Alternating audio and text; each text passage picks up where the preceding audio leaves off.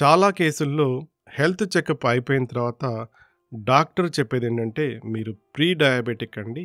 మీ life స్టైల్‌లో కొన్ని మార్పులు చేసుకోవాలి. అందులో ముఖ్యంగా ఒకటి మీరు ఫిజికల్ యాక్టివిటీ పెంచుకోవాలి. రెండవది మీ డైట్‌లో హై ప్రోటీన్, లో కార్బోహైడ్రేట్ డైట్ తీసుకోవాలని సజెస్ట్ చేస్తూ ఉంటారు.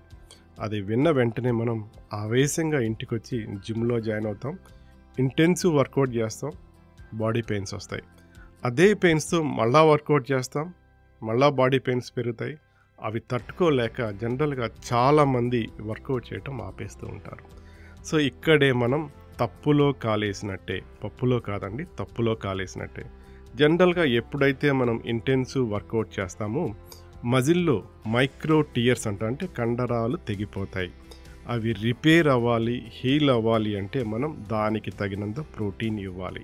స్పోర్ట్స్ మెన్ కావచ్చు, ఇంటెన్సివ్ వర్కౌట్ చేసేవాళ్ళు కావచ్చు, వాళ్ళ శరీరానికి ప్రతి కేజీ బాడీ వెయిట్ కూడా 1.6 గ్రామ్ నుంచి 2 గ్రామ్స్ వరకు ప్రోటీన్ అవసరము.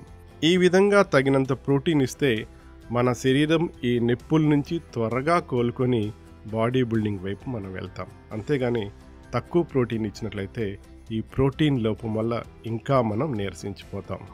మనం ప్రోటీన్ కోసం రకరకాల ఆహార పదార్థాలు తీసుకుంటూ ఉంటాం.